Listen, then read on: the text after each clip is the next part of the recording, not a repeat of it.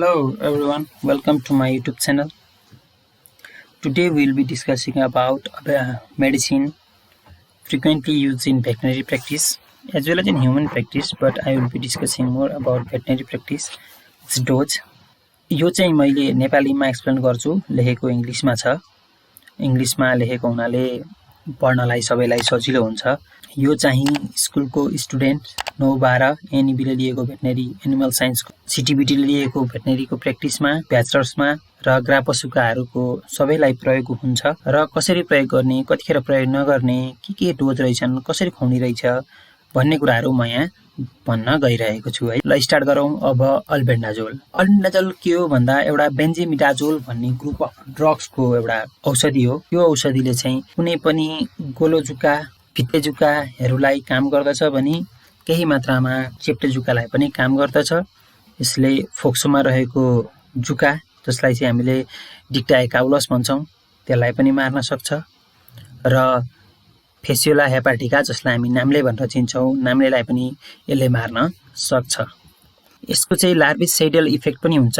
लार्भिसिडल भनेको चाहिँ बच्चा जुन निस्किन्छ जुकाको त्यसलाई मार्ने, जस्तै हाइड्रेटिड डिजिज भनेको सबैलाई थाहा छ, फनफने रोग भनेर पनि चिनिन्छ।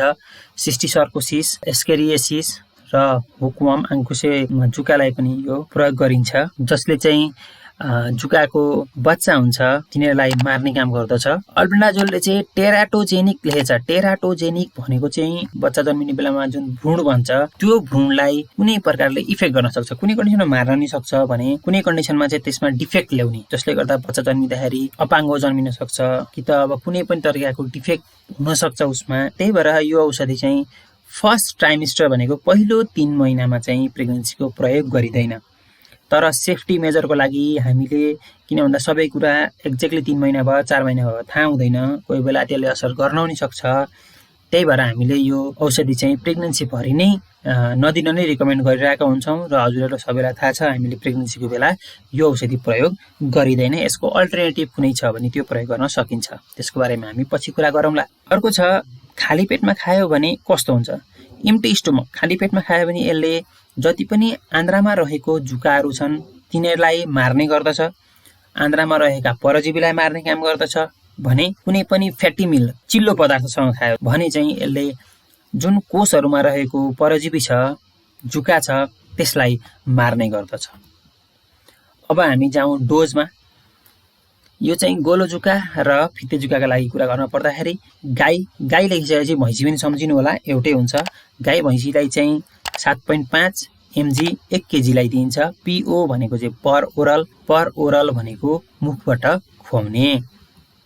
भेडालाई 5 mg पर केजी, जस्तै 100 kgको छ एउटा भेडा भन्यो भने कति दिन पर्यो, 5 × 100 500 mg को दिन पर्यो, त्यसरी हिसाब गर्नु होला।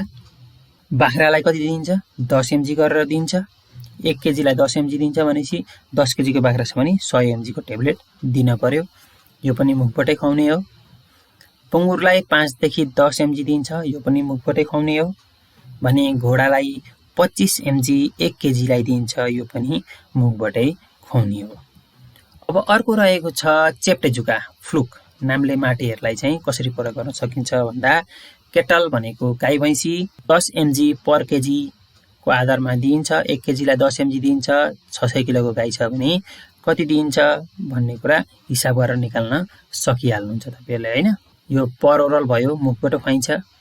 भने भेडा बाख्रामा पनि मुखबाटै खुवाउने हो, 7.5 mg पर केजीको आधारमा खुवाउने हो। अब कुकुरको लागि कसरी भन्दा कुकुरमा अलिकति हाई डोज खुवाउनु पर्ने हुन्छ। अल्बेन्डाजोल 25 देखि 50 लेखेको भयो नि 30 mg पर केजी बडी वेटको आधारमा खुवाउनु होला।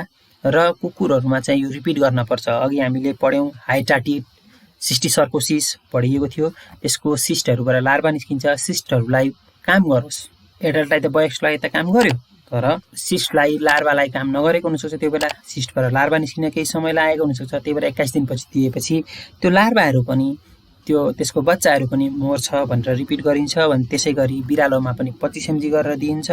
यो पनि चाहिएको अवस्थामा रिपिट गर्न पर्ने हुन्छ 21 दिनपछि। धेरै धेरै धन्यवाद। अहिलेको लागि यति नै। तपाईहरुलाई केही जानकारी दिन मन लागेको छ, कुनै मेडिसिनको बारेमा हुन सक्छ, कुनै पनि प्रकारको रोगको बारेमा हुन सक्छ भने हामीलाई कमेन्ट गर्नुहोस् र त्यसपछि हामीले त्यसको अनुसार एउटा भिडियो बनाएर हजुरहरूलाई सहयोग गर्छौं। आजको लागि यति नै। धेरै धेरै धन्यवाद। Thank you.